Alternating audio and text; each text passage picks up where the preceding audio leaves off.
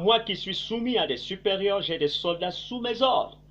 Je dis à l'un, va, et il va. Je dis à l'autre, viens, et il vient. Et à mon serviteur, fais cela, et il le fait. Lorsque Jésus a entendu ces paroles, il admira le centenier, et se tournant vers la foule qui le suivait, il dit, je vous le dis, même en Israël, je n'ai pas trouvé une aussi grande foi. De retour à la maison, les gens envoyés par le centenier trouvèrent guéri le serviteur qui était malade. Prions. Père très saint, merci pour ta précieuse parole. Nous voulons que le Saint-Esprit prenne la place et que le Saint-Esprit dirige ta parole selon l'entendement spirituel et qu'au sortir de là, nos âmes, nos esprits soient bénis et ressourcés au nom très saint de Jésus-Christ de Nazareth. Amen. La foi extraordinaire. La définition de la foi selon Hébreux, chapitre 11, verset 1, je paraphrase, dit que c'est une ferme assurance des choses qu'on espère, une démonstration de celles qu'on ne voit pas. C'est ça la foi. Maintenant, dans notre lecture, nous avons entendu le mot centurion. Centurion. Qu'est-ce qu'un centurion? C'est à l'époque romaine, c'est un officier supérieur qui avait à sa charge une compagnie de 100 hommes. Une compagnie de 100 hommes. C'est lui qui commandait la compagnie de 100 hommes. C'est ça un centenier.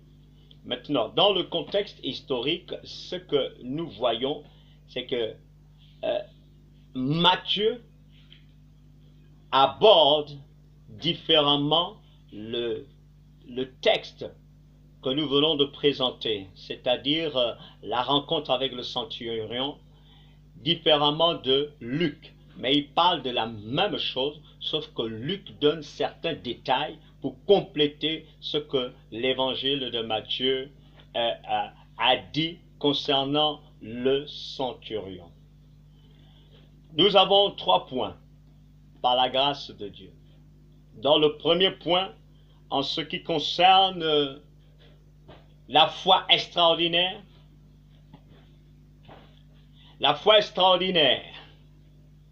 s'investit pour les autres.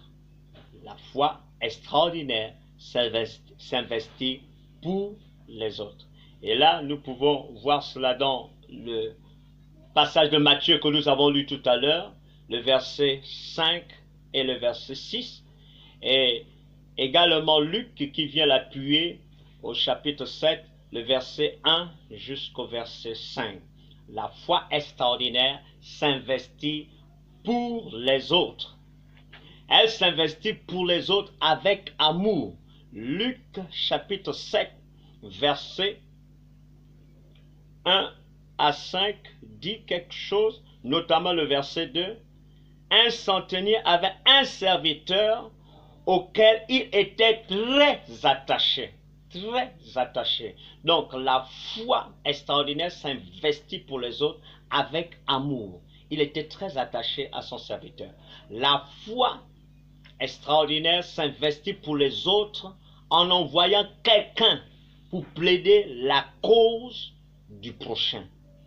Et là, on le voit toujours dans le même passage de Luc chapitre 7. Et là, en descendant, il est dit, ayant entendu parler de Jésus, il lui envoya quelques anciens, le verset 3, quelques anciens des Juifs pour le prier de venir guérir son serviteur.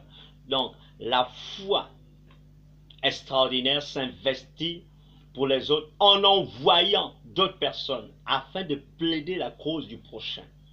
Et enfin, la foi extraordinaire s'investit pour les autres en plaidant elle-même la cause de son prochain. Et là, c'est dans Matthieu que nous voyons cela. Lui-même, il a plaidé auprès de Jésus la cause de son serviteur. De verset 5 et 6.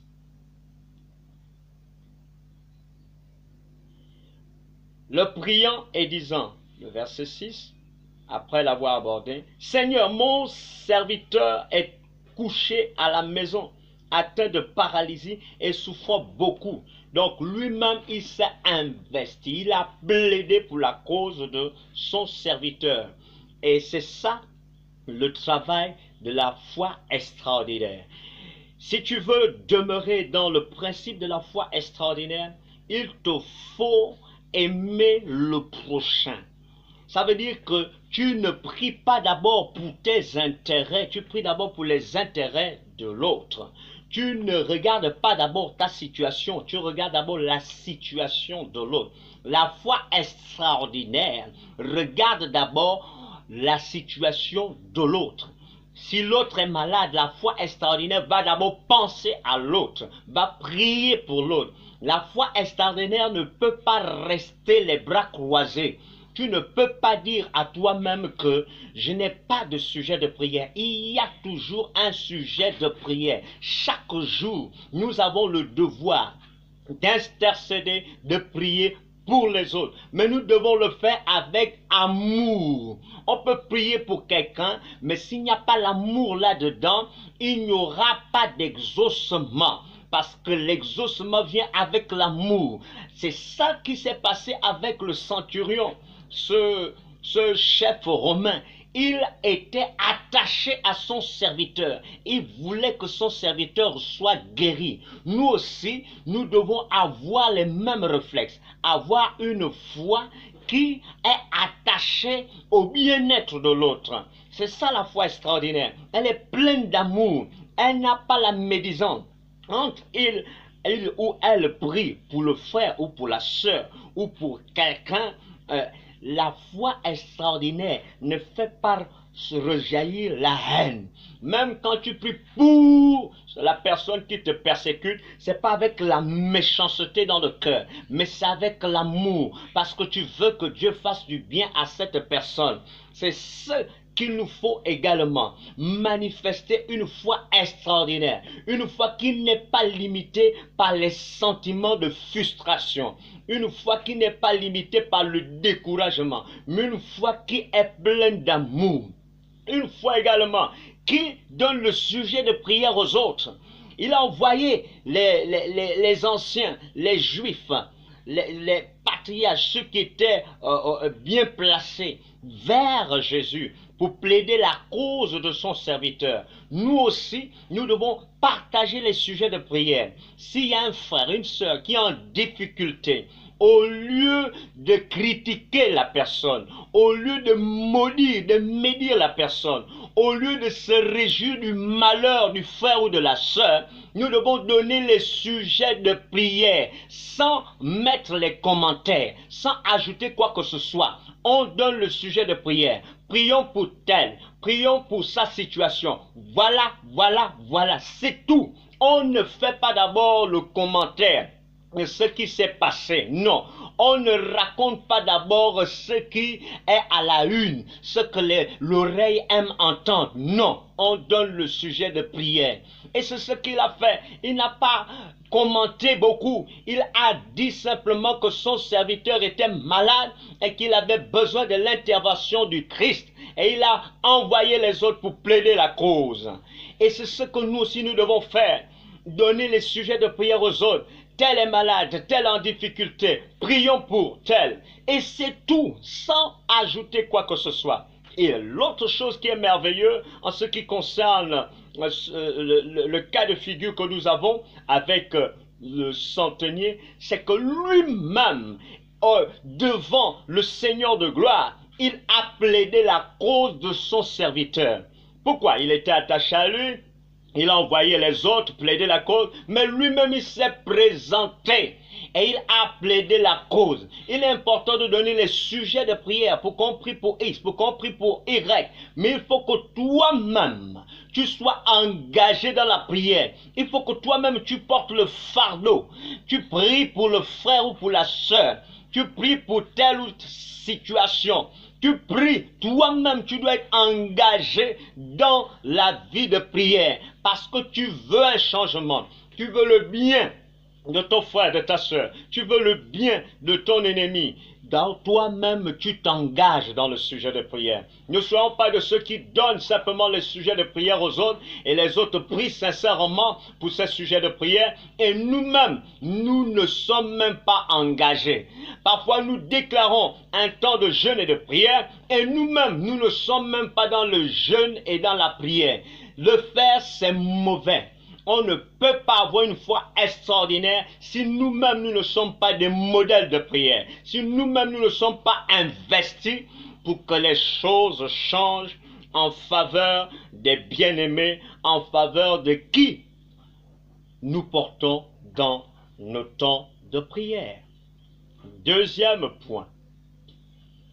En ce qui concerne le deuxième point, nous allons voir l'angle de la foi extraordinaire, mais qui sait s'abaisser. La foi extraordinaire sait s'abaisser. Et là, nous le voyons, nous revenons, nous sommes toujours dans Matthieu et dans Luc. Matthieu chapitre 8, le verset 8. La foi extraordinaire sait s'abaisser. Elle sait s'abaisser. Le verset 8 dit ceci. Le centenier répondit, « Seigneur, je ne suis pas digne que tu entres sous mon toit, mais dis seulement un mot, et mon serviteur sera guéri. » Et Luc aussi vient appuyer cela. Luc, versets 6 et 7, il va dire ceci. Jésus, étant allé avec eux, n'était guère éloigné de la maison, quand le centenier envoya des amis pour lui dire, « Seigneur, ne prends pas tant de peine, car je ne suis pas digne que tu entres sous mon toit. C'est aussi pour cela que je ne me suis pas cru digne d'aller en personne vers toi. Mais dis un mot et mon serviteur sera guéri. » La foi extraordinaire sait s'abaisser. Voilà un homme qui sait s'abaisser. Elle sait s'abaisser car elle ne s'appuie pas sur son statut social. La foi extraordinaire ne s'appuie pas sur son statut social. Il était centenier, chef de 100 personnes. C'était une haute personnalité à l'époque de l'Empire romain. Mais cet homme, face à Jésus, la Bible dit que Jésus n'avait rien pour attirer les regards. Face à Jésus, il s'abaisse. Il s'abaisse parce qu'il est dans le besoin. Il ne regarde pas son statut social. Il s'abaisse. Le verset 8a le présente si bien. Il dit, je ne suis pas digne. Comment cela, il n'est pas digne? Il est un centenier. Un centenier, ce n'est pas n'importe qui. Mais cet homme ose dire au roi de gloire, je ne suis pas digne. Parce qu'il a reconnu que Christ était différent. Il a reconnu que Christ avait quelque chose que lui n'avait pas. Alors il s'est senti indigne en la présence de Christ. Il s'est senti indigne. Il n'osait même pas aller. C'est pour cela qu'il a d'abord envoyé les autres. Il a envoyé les chefs religieux. Il a envoyé les amis. Parce qu'il ne se sentait pas digne. Il ne se sentait pas digne. Voilà un homme humble, malgré le statut social, qui s'abaisse. Et l'autre chose merveilleuse, elle sait s'abaisser car elle ne s'appuie pas sur sa parole. Le verset 8b le dit. Dis seulement un mot. Et Luc vient l'appliquer avec le verset 7 de Luc chapitre 7. Dis seulement un mot et mon serviteur sera guéri. Dis seulement un mot. Un centenier, quand lui-même il explique les choses, il dit que quand il donne un ordre, son subalterne exécute. Son serviteur fait ce qu'il demande à son serviteur de faire. Donc il avait la puissance dans la parole, mais il ne s'appuyait pas sur sa parole, parce que dans le domaine spirituel, il n'avait aucune autorité. Au domaine des hommes, oui, à un certain niveau, mais au niveau spirituel, il n'avait pas d'autorité. Et il s'est abaissé, il ne s'appuyait pas sur sa parole. Mais qu'est-ce que cela nous enseigne aujourd'hui? Quand nous nous approchons de Dieu, dans le niveau de la foi extraordinaire. Nous devons savoir nous abaisser. Personne ne rentre dans la présence de Dieu avec son titre. Je ne me présente pas devant le Seigneur avec mon titre de pasteur, ni d'apôtre, ni d'évangéliste, ni de prophète, ni de docteur, ni de quoi que ce soit que vous voulez, ancien diacre, comme vous voulez. Personne ne s'approche du roi de gloire avec son titre.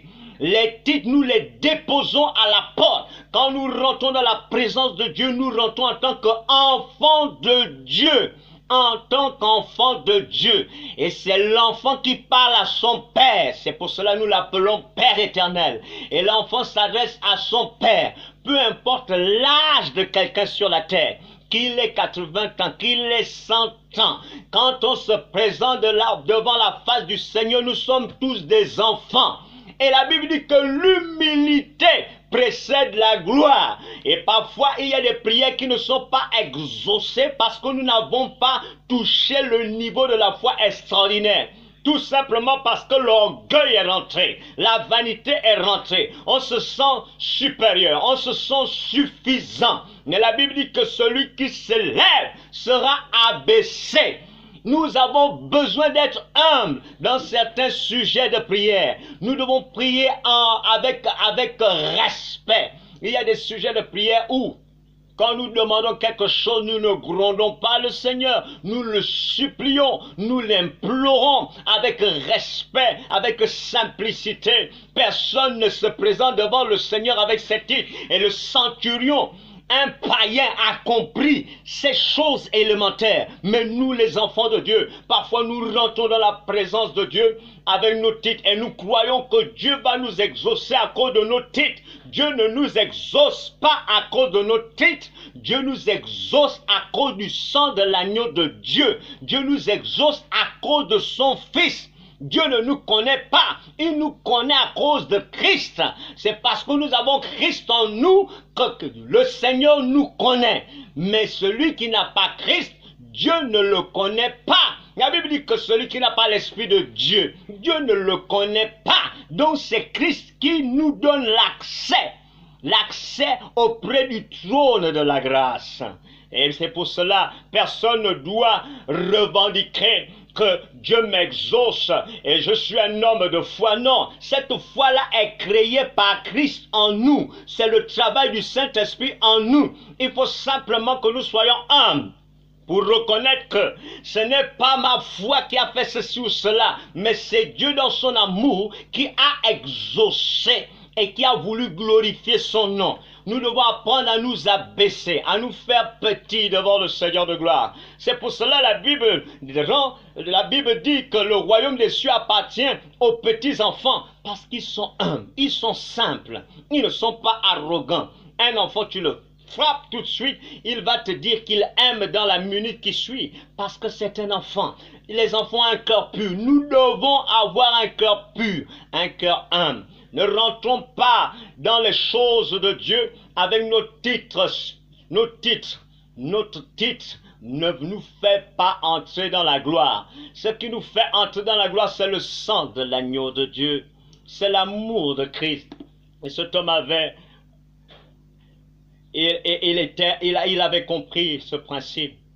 Et il avait compris qu'il est indigne. En réalité, nous sommes indignes. Toi et moi, nous sommes indignes. Et nous ne méritons même pas que Dieu nous exauce. Si Dieu nous exauce, c'est parce que le sang de Christ a coulé.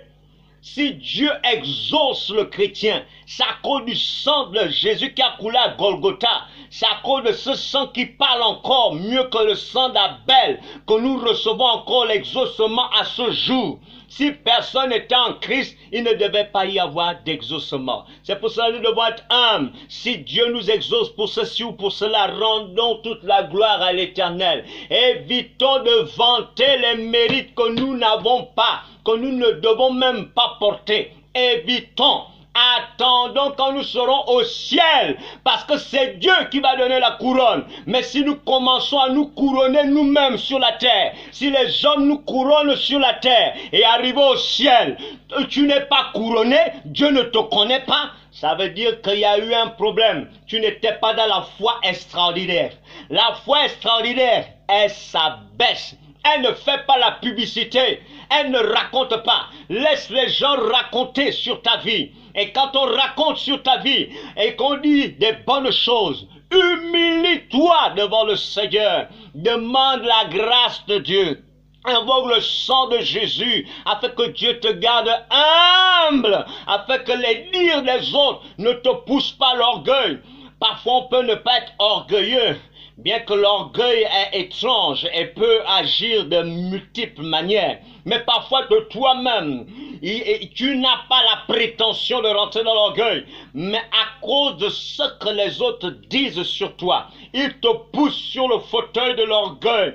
Ils t'acclament tellement, tu reçois tellement d'honneur sur la terre. Arrivé au ciel, qui va t'acclamer? Le ciel ne va pas t'acclamer, les anges ne vont pas t'acclamer, parce que tu as déjà reçu tes acclamations sur la terre. C'est pour cela, si on t'acclame, abaisse-toi devant le Seigneur, humilie-toi et transfère ces acclamations à Jésus-Christ de Nazareth. Si on a dit tu as bien parlé, tu n'as pas bien parlé, c'est le Saint-Esprit qui a parlé au travers de toi. Vous croyez qu'un homme comme moi, je peux bien parler?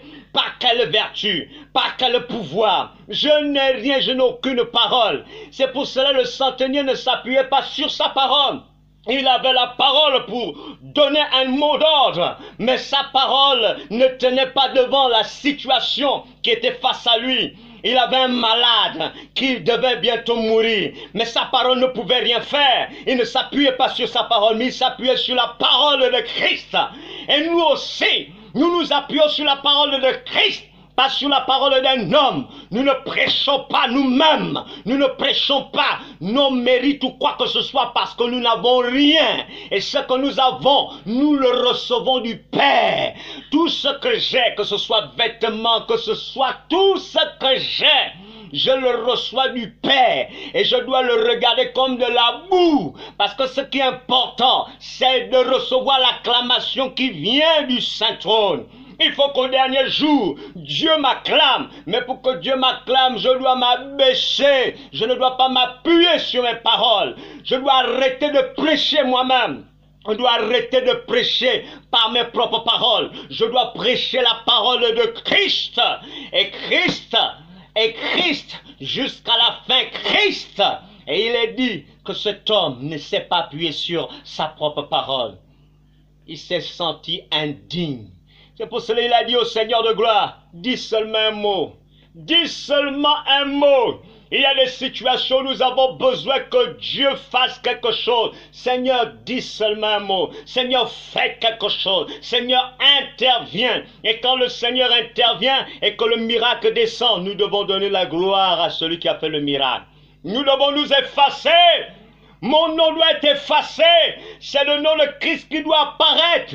Quand il y a un miracle qui est opéré, quand il y a une guérison qui est opérée, quand il y a l'exaucement, je ne dois pas revendiquer que moi aussi j'ai participé, que moi j'ai prié pour toi, comme pour dire que c'est à cause de ma prière qu'il y a eu le miracle. Ce n'est pas à cause de ma prière, c'est à cause de Dieu dans son amour. Il a ouvert la porte de la grâce. Et il a fait le miracle. Il a simplement utilisé un instrument. Mais l'instrument n'est pas plus utile que celui qui l'utilise. C'est celui qui utilise l'instrument qui est plus important que l'instrument. Donc je ne suis pas plus important que celui qui fait le miracle. Celui qui fait le miracle, c'est Yeshua. Et à lui, toute la gloire.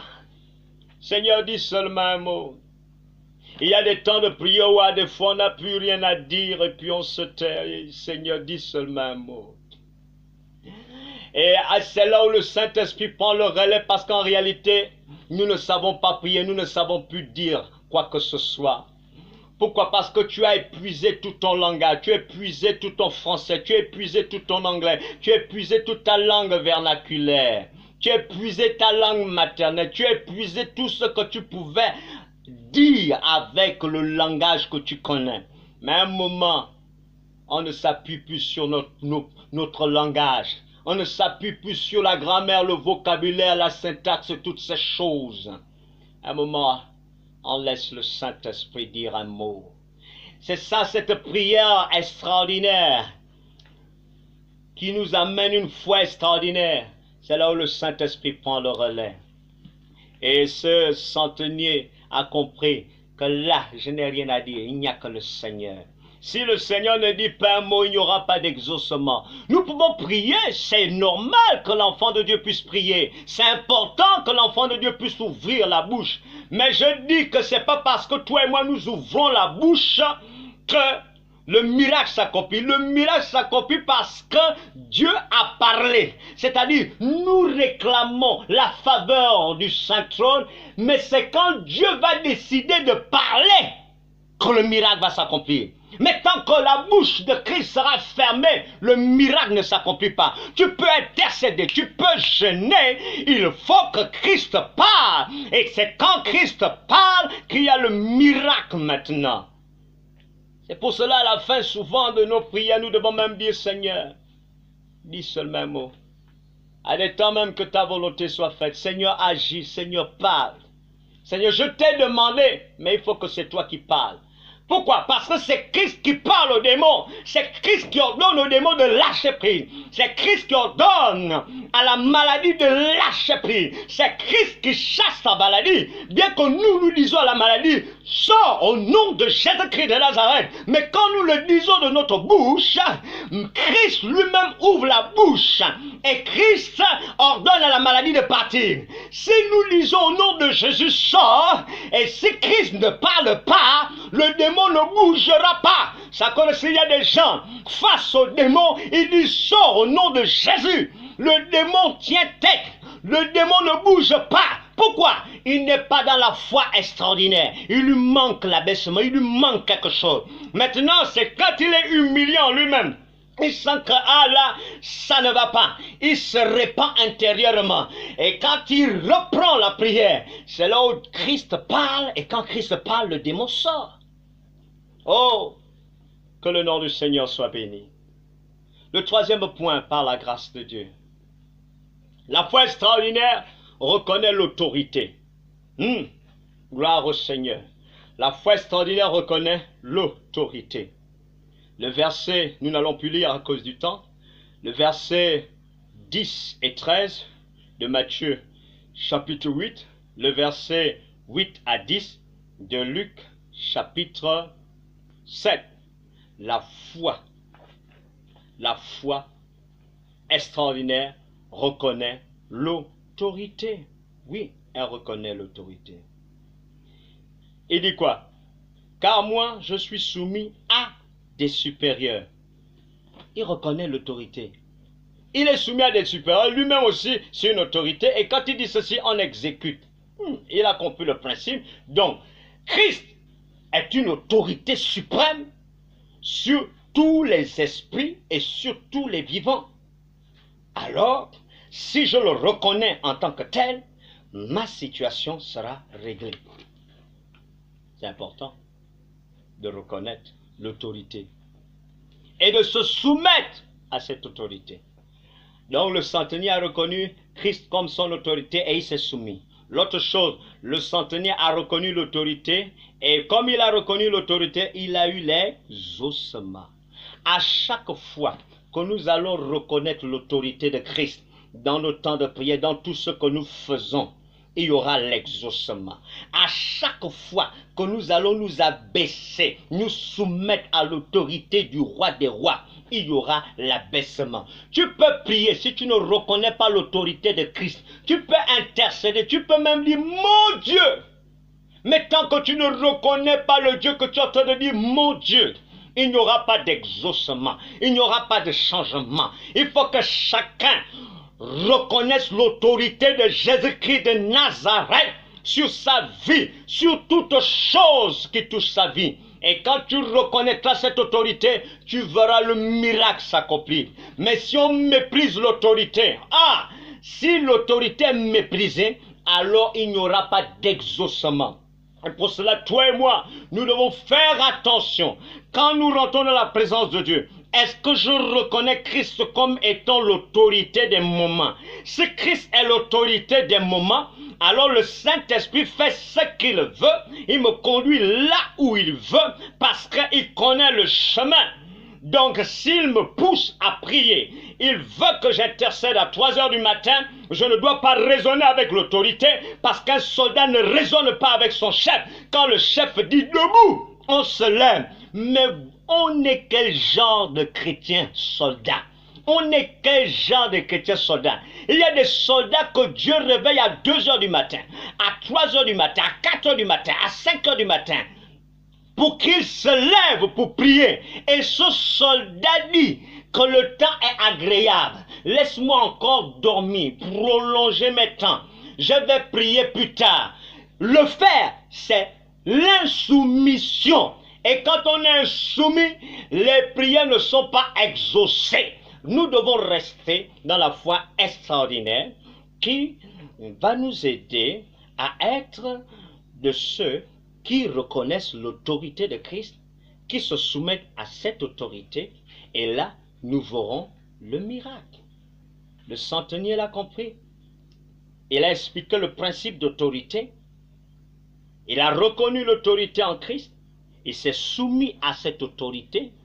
Et quand il s'est soumis à cette autorité, l'autorité lui a dit, va, ta foi t'a guéri, ta foi a guéri ton serviteur. Et la déclaration de l'autorité, c'est vérifier sur le terrain. Il envoie les gens, on lui dit, ah, il est guéri. Il est guéri. Pourquoi? Parce que l'autorité a dit, qu'il te soit fait selon ta foi. Et comme il avait la foi, il y a eu le miracle. Nous avons, par la grâce de Dieu, parlé de la foi extraordinaire en ce jour. Et nous avons vu 3 points. Dans le premier point, nous avons parlé de la foi extraordinaire qui s'investit pour les autres. Et en s'investissant pour les autres, elle s'investit dans l'amour. Elle s'investit en partageant les sujets de prière, pas les commérages, pas les critiques, sujets de prière aux autres. Et elle s'investit elle-même dans des temps de prière. Et dans le deuxième point, nous avons vu que la foi extraordinaire sait s'abaisser. Elle sait s'abaisser parce qu'elle ne s'appuie pas sur son statut social. Non. Elle sait s'abaisser parce qu'elle s'appuie sur la parole de Christ. Elle ne s'appuie pas sur sa propre parole, mais sur la parole de Christ. Et enfin, nous avons vu la foi extraordinaire reconnaît l'autorité. Et comme elle reconnaît l'autorité, elle se soumet à l'autorité. Et quand elle se soumet à l'autorité, elle est exaucée. Parce qu'elle a reconnu l'autorité. Elle est exaucée. Puissions-nous prier. Père très saint, nous voulons te bénir et te rendre grâce pour ces temps que tu as permis. Aide-nous, Seigneur, à vivre, ô Dieu, dans le couloir de la foi extraordinaire. Aide-nous, Seigneur, ô Dieu Tout-Puissant, à marcher, Seigneur, dans les limites de la foi extraordinaire, afin que, Seigneur, ô Dieu Tout-Puissant, nos temps de prière ne soient pas vains, Seigneur, afin que nous puissions comprendre, Seigneur, que c'est toi qui fais le miracle, ce n'est pas nous, c'est toi qui exauces, ce n'est pas nous, mais tu nous veux dans une attitude, tu nous veux dans un certain comportement, tu nous veux dans un certain langage, tu nous veux dans une certaine manière de faire les choses, Seigneur, afin que l'orgueil ne soit pas notre partage, mais afin que ton nom soit élevé et célébré. Ah Seigneur, souviens-toi de nous et garde-nous, Père.